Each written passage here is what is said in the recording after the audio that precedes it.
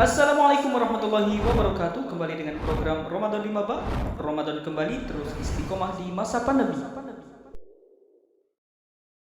Ustadz, datang pertanyaan yang menarik ini Ustadz, terkait Silakan. dengan Iya, gimana? berbuka puasa. Biasanya ketika berbuka puasa itu malah menjadi ajang balas dendam. Iya. Ketika berbuka semuanya dimakan. Nah, dengan hal demikian, terkait hal seperti ini, bagaimana Islam memandang yang demikian Ustadz? Tafadhol. Tayyib, syukran. Jazakumullah khairan akhi atas pertanyaannya. Terkait dengan kebiasaan berbuka puasa, kemudian makan minum ya sampai kenyang, bahkan sampai kekenyangan. Ya, menurut Al-Quran dan Sunnah, ya demikian yang dicontohkan Rasulullah SAW dan para sahabatnya, tentu ini berlebihan ya. Kalau kita lihat contoh dari Rasulullah SAW ketika beliau berbuka puasa, beliau berbuka puasa ala rutobat, ya, beliau memakan rutob, yaitu kurma basah, beberapa biji. Kemudian setelah itu beliau segera menuju ke masjid untuk sholat maghrib ya. Artinya dengan beberapa rutob tadi, kalau tidak ada disebutkan tamrot ya, beberapa kurma. Kalaupun tidak ada hasawat ya, beliau minum beberapa teguk ya. Kemudian setelah itu segera pergi ke masjid untuk sholat maghrib. Maka jelas dari hadis ini bahwa Rasulullah SAW berbuka puasa itu dengan sedikit makan ya.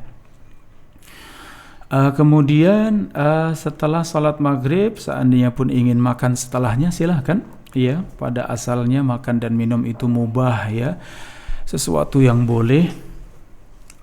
Allah Subhanahu wa ta'ala berfirman, kulu washrabu wala tusrifu. Makanlah, minumlah, namun jangan melampaui batas. Ya, itu yang dilarang, sampai melampaui batas. Oleh karenanya, saudaraku, terkait dengan makan ya, terutama berbuka puasa, ini yang disunnahkan, ini yang dicontohkan oleh baginda Rasulullah SAW. Kalau kita bahas lebih rinci lagi bahwa makan itu ada beberapa macam ya. Yang pertama, seorang yang makan untuk mempertahankan hidup, ya ini sesuatu yang wajib. Tidak boleh kita mendolimi diri sendiri. Tidak makan, tidak minum sama sekali sampai binasa, sampai meninggal, tidak boleh, tentu ini haram ya. Kemudian yang kedua, makan minum untuk meluruskan tulang punggung ya. Ini yang disunnahkan ya. Demikian juga kalaupun pengen lebih, maka menjadikan perut kita ini sepertiga untuk makanan, sepertiga perut untuk minuman, dan sepertiganya untuk nafas. Ini juga masih dalam kategori sunnah ya. Kemudian di atasnya seorang yang makan sampai kenyang ya, dan sebenarnya ini juga boleh ya, walaupun sudah perlu berhati-hati karena ini sudah keluar dari sunnah Nabi SAW. Dan yang paling berat yaitu makan sampai kekenyangan. Ya, ini sudah masuk dalam kategori melampaui batas. Jadi ada kenyang, ada kekenyangan ya Tat ya? Iya, ada istilah sampai kenyang, ada istilah sampai kekenyangan.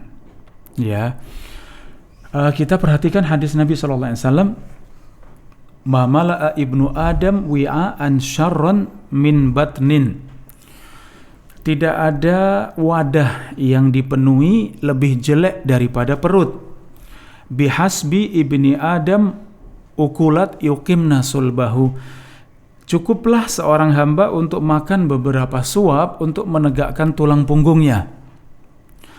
Fa in kana la mahalata, kalau terpaksa pengen banyak, maka jadikan thuluthun li ta'amihi, thuluthun li syarabihi, wa thuluthun li nafasihi. Sepertiga perut untuk makanannya, sepertiga perut untuk minumannya, dan sepertiga perut untuk nafas. Ini yang diajarkan baginda Rasulullah SAW, makan sedikit saja cukup untuk menegakkan tulang punggung. Kalau pengen banyak, maka sepertiga untuk makanan, sepertiga perut untuk minuman, dan sepertiga perut untuk nafas kita. Ya, ini.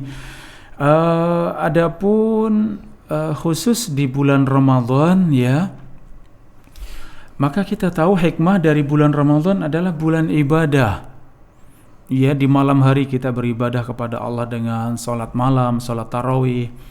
Di siang hari kita beribadah dengan berpuasa, dan kita barengi keduanya pun dengan banyak beribadah. Ya, seperti membaca Al-Quran, berzikir, berdoa, banyak bersedekah, demikian. Ya, maka seorang yang banyak makan ini mudarat ya untuk Ramadan kita, di mana seorang kalau banyak makan, banyak minum, badan menjadi berat. Ya, otomatis kalau mau beribadah juga terasa sangat berat. Ya, seorang yang banyak makan, banyak minum, ya biasanya juga malas, kemudian banyak tidur sehingga sedikit beribadah. Ya, oleh karenanya sunnah yang satu ini hendaklah kita amalkan, khususnya di bulan Ramadan, khususnya ketika berbuka puasa dan makan malam. Ya, jangan sampai kita kenyang, ya apalagi sampai kekenyangan. Demikian, wallahu taala a'lam bissawab. Na'am Ustaz, jazakallahu khairan.